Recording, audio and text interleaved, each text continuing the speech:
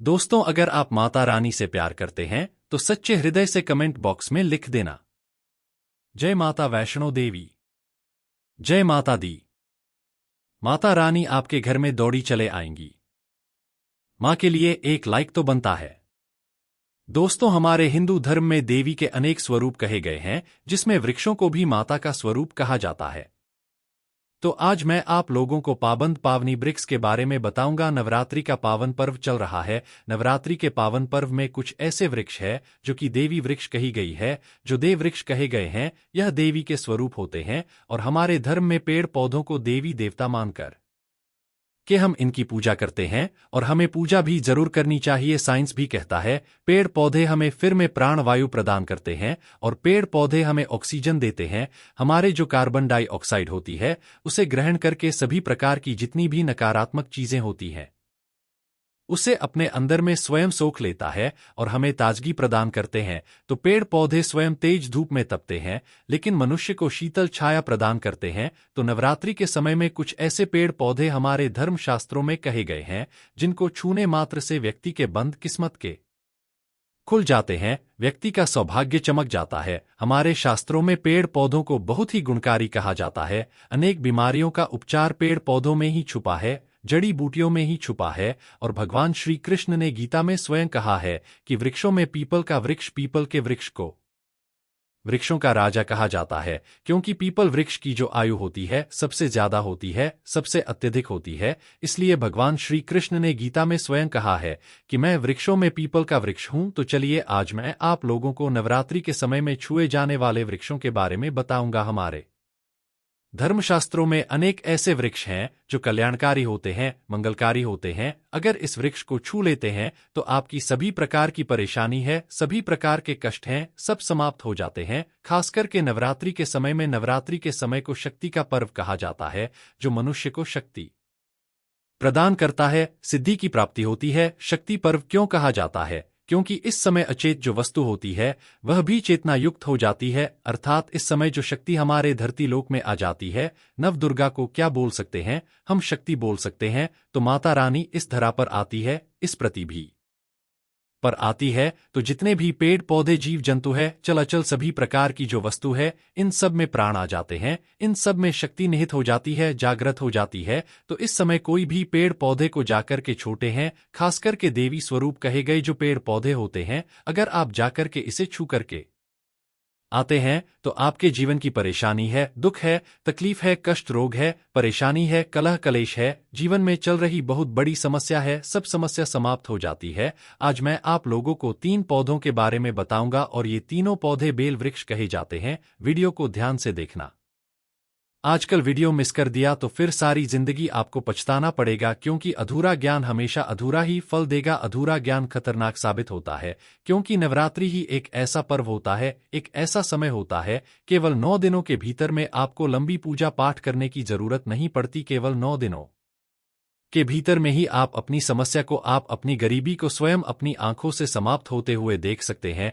मैं जिन वृक्षों के बारे में बता रहा हूं, ये सारे वृक्ष आपको अपने घरों के आसपास में बहुत ही आसानी से मिल जाएंगे। वीडियो में आगे बढ़ने से पहले, जानकारी बताने से पहले, अभी तक कमेंट बॉक्स में जय माता आदि नहीं लिखा है तो जय माता दी जरूर लिखना। जब आप हमारे कमेंट बॉक्स में जय माता दी लिखते हैं तो हमें भी काफी हर्ष होता है, काफी उल्लास होता है। आप हमारी वीडियो को लाइक करते हैं तो हमारा मनोबल बढ़ता है और आप सभी लोगों के लिए इस प्रकार ज्ञान भरी जो अच्छी अच्छी जानकारी होती है, हम आप सभी लोगों के लिए लेकर के आते हैं। तो अगर आप इस प्रकार की जानकारी में दिलचस्पी रखते हैं, हमारे चैनल को अगर आप सपोर्ट करना चाहते हैं तो हमारे चैनल को सब्सक्राइब कर हमारा सपोर्ट जरूर करें। हम सरल से सरल और ताकतवर उपाय बताते हैं, जो उपाय बहुत ही सरल होते हैं, बहुत ही आसान होते हैं और यह रामबाण की तरह काम करते हैं। जिस प्रकार प्रभु राम के जो बाण होते हैं अचूक होते हैं, उसी प्रकार मेरी वीडियो में बताए गए जो उपाय होते हैं अचूक होते हैं, कभी भी प्रभाव ही नहीं होते। तो वीडियो को ध्यान से देखना। कौन से ऐसे 3 वृक्ष हैं जिनको हमें छूकर के नवरात्रि के समय में जरूर आना चाहिए। एक खास बात सभी दर्शकों को बताना चाहूंगा।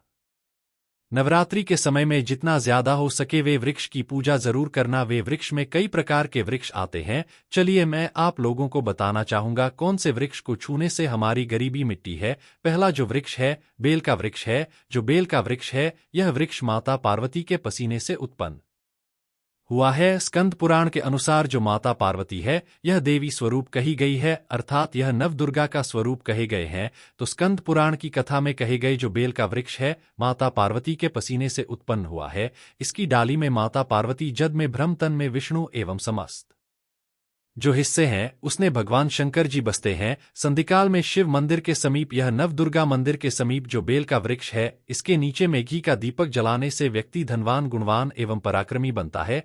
व्यक्ति की सभी प्रकार के मनोरथ की पूर्ति होती है। हमारे शास्त्र यह भी कहते हैं नवरात्र श्री के समय में अगर कोई भी व्यक्ति, जी हाँ नवरात्रि के समय में अगर कोई भी व्यक्ति बेल के वृक्ष को माता दुर्गा का ध्यान करते हुए 7 बार छू करके आ जाता है तो ऐसे व्यक्ति की तत्काल अगर उपवास व्रत रखा है, ध्यान से सुनिएगा जो लोग उपवास व्रत रखते हैं ऐसे व्यक्ति के थकान सुस्ती तत्काल चली जाती है। ध्यान से सुनिए जो व्यक्ति उपवास रखते हैं व्रत रखते हैं ऐसे व्यक्ति को नवरात्रि के समय जितना ज्यादा हो सके संधिकाल में बेल के वृक्ष को जरूर छूना चाहिए। केवल आप ज्यादा नहीं छू सकते हैं तो 7 बार छू करके जरूर आ जाना और बेल वृक्ष के नीचे में घी का दीपक जरूर जला देना। घी का दीपक जलाए है तो इसके क्या फायदे मिलते हैं यह भी मैं इस वीडियो में बताऊंगा, क्योंकि जब हम उपवास व्रत रखते हैं तो हमारे शरीर में काफी थकान आ जाती है, हमारे शरीर में ऊर्जा की कमी होने लगती है। हालांकि हमें आध्यात्मिक ऊर्जा प्राप्त होती है लेकिन हमारे शरीर में ऊर्जा की कमी होने लगती है भोजन न करने के कारण।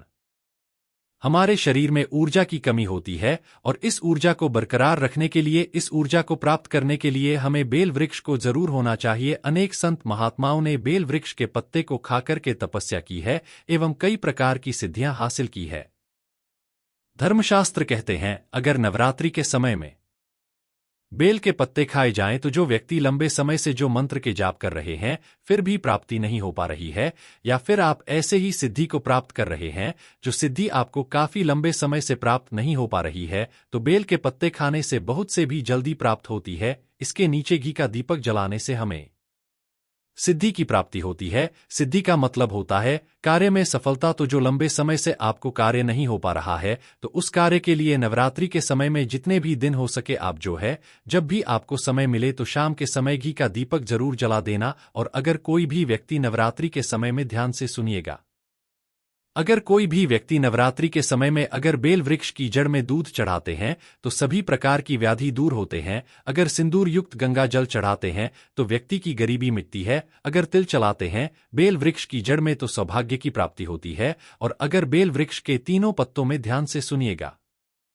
भी कही गई जैसे कि महाकाली, महालक्ष्मी, महासरस्वती, तो अगर बेल के जो तीनों पत्ते हैं महालक्ष्मी, महाकाली, महासरस्वती के स्वरूप कहे गए हैं तो बेल के अगर तीनों पत्तों में एम, दूसरे पत्ते में हिरेन और तीसरे पत्ते में क्लीन, तो इस प्रकार बेल के तीनों पत्तों में एम हिरेन क्लेम लिख करके अगर मां दुर्गा को सिंदूर से लेकर के चलाना होता है, सिंदूर से लेकर के चढ़ाया जाए तो तत्काल उसी समय मनोकामना की पूर्ति होती है, कार्य में सफलता मिलती है। कोई लंबे समय से आपकी मनोकामना हो, आप चाहते हैं वह मनोकामना पूर्ण हो जाए तो यह उपाय अवश्य करेगा। इसकी जद में ध्यान से सुनिएगा, नवरात्रि के समय इसकी जद में अगर तांबे की कोई भी ऋण होती है, जिसे हम एक प्रकार की तांबे की जो धातु है यह मंगल से जुड़ी हुई होती है, तो अगर नवरात्रि के समय में इसकी जद में तांबे की जो ऋण होती है, अंगूठी होती है, अगर आप 4 अंगुल खान करके दबा करके आ जाते हैं, नवरात्रि भर इसे दबे रहने देना है। इसके बाद अगर आप है लेते हैं तो वह जागृत हो जाती है, क्योंकि जो बेल के वृक्ष है स्वयं जागृत कहे गए हैं।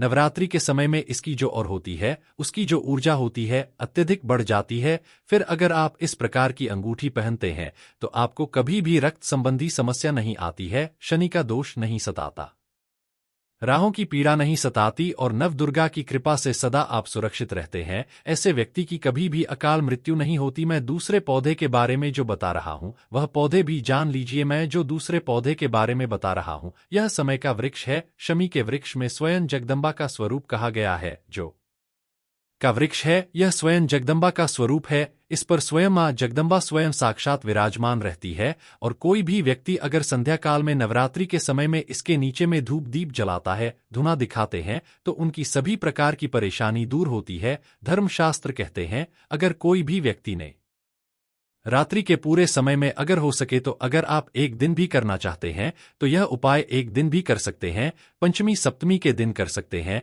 तो हमारे धर्म शास्त्रों में कहा गया है कि नवरात्रि के समय में लाल चोरी अगर कोई भी व्यक्ति मनोकामना बोलते हुए शमी के वृक्ष में बांधे तो उस समय मनोकामना की पूर्ति होती है। लाल जुड़ी अगर कोई भी महिला जाकर के बांधती है तो उन्हें सौभाग्य की प्राप्ति होती है, उनके पति की कभी भी अकाल मृत्यु नहीं होती। इसकी जद में सिंदूर डालने से व्यक्ति को आरोग्य की प्राप्ति होती है। जो लोग लंबे समय से बीमार पड़े हैं, ऐसे व्यक्ति के जो घर में रहने वाले सदस्य हैं, वो लोग जो बीमार पड़े हैं, उनके शरीर फिर से 7 बार सिंदूर का उतारा करके उनके शरीर से 7 बार सिंदूर का उतारा करके शमी की जद में डाल सकते हैं तो उनके रोग जल्दी ठीक हो जाएंगे। जो लोग लंबे समय से बीमार पड़े हैं या फिर आप बीमारी से बचना चाहते हैं, निरोग रहना चाहते हैं, तो इसकी जद में सिंदूर जरूर डालें मनोकामना पूर्ति के लिए। मैं एक मंत्र बता रहा हूं, इस मंत्र को बोलते हुए शमी के वृक्ष को छूना है और तत्काल नवरात्रि के समय में इसका रिजल्ट देखना। जैसे नवरात्रि समाप्त होगी, आपकी मनोकामना है उसकी पूर्ति हो जाएगी। आपकी जो दरिद्रता है वह दरिद्रता समाप्त हो जाएगी। तो मंत्री कौन सा है? तो आपको बोलना है मम्मा मनोज। पूरा मम्मट दरिद्र नाश है, यह मंत्र आपको बोलना है। तो यह मंत्र बोलते हुए शमी के वृक्ष को छूना है, सभी प्रकार की आपकी मनोरथ की पूर्ति होगी। आपकी जो दरिद्रता है समाप्त हो जाएगी, छूमंतर हो जाएगी। यह आपको छूते हुए बोलना है। आप चाहे तो नवरात्रि के समय में मौली धागा भी शमी के वृक्ष पर बांध सकते हैं। अधिकतर लोग मौली धागा बांधते हैं। मौली धागा बांधने से माता रानी से बंध जाती है। कहने का मतलब है कि माता रानी आजीवन आपका साथ देती है, आपके हर कदम पर मार के दर्शन करती है। इसकी जड़ की मिट्टी लाकर के ध्यान से सुनिएगा। नवरात्रि के समय में अगर आप जो है नव दुर्गा के उपवास नहीं कर पा रही है, व्रत नहीं कर पा रही है, इसी कारणवश तो केवल इसकी जड़ की मिट्टी लाकर के नवरात्रि के समय में स्नान करने से व्यक्ति का भाग्य उदय हो जाता है, व्यक्ति का भाग्य चमक जाता है, व्यक्ति की जो फूटी किस्मत होती है वह भी चमक जाती है। जैसे अधिकतर लोग बोलते हैं ना कि गुरुजी हमसे लक्ष्मी नाराज हो चुकी है, लक्ष्मी हमारे घर में आना ही बंद कर चुकी है। तो आप चाहते हैं कि लक्ष्मी की कृपा प्राप्त हो जाए तो नित्य नवरात्रि के समय में इसकी मिट्टी को लाकर के नवरात्रि के समय में स्नान करना शुरू कर दीजिए। नहाने वाले पानी में डालकर के करना शुरू कर दीजिए। आपके शरीर से दोष दूर हो जाएंगे। आपके शरीर से किसी भी प्रकार की पीड़ा है, नकारात्मक शक्ति आपके शरीर में प्रवेश कर गई है, वो भी समाप्त हो जाएगी। तीसरे क्रम में मैं जिस वृक्ष के बारे में बता रहा हूं मित्रों, इस वृक्ष को देव वृक्ष भी कहा जाता है। जो तीसरा वृक्ष है वो है परिजात वृक्ष। परिजात वृक्ष समुद्र मंथन से उत्पन्न हुआ था और ये देवराज इंद्र के नंदन वन में स्थापित किया गया था।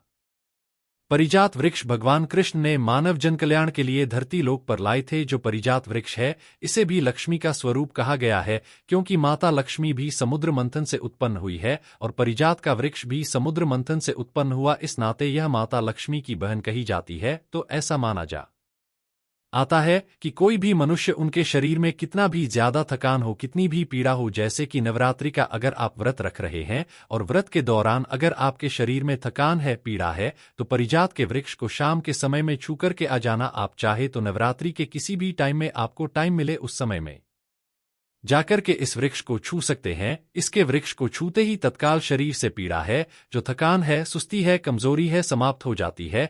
यदि इस वृक्ष के नीचे में अगर नवरात्रि के समय में घी का दीपक जलाया जाए, चुटकी भर सिंदूर अगर इसकी जद में डाला जाए तो सभी प्रकार की मनोकामना की पूर्ति होती है। लेकिन आपको प्रार्थना जरूर करनी है कि है परिजात वृक्ष आप बेबी स्वरूप कहे जाती हैं, आप हमारी सभी प्रकार की पीड़ा को दूर करें। ग्रह दोष है, पितृदोष है, लक्ष्मी दोष है, इसे आप समाप्त करें। लक्ष्मी स्वयं आपकी बहन है, माता लक्ष्मी का हमारे घर में जीवन में प्रवेश हो जाए, इस प्रकार का आप हमें आशीर्वाद प्रदान करें।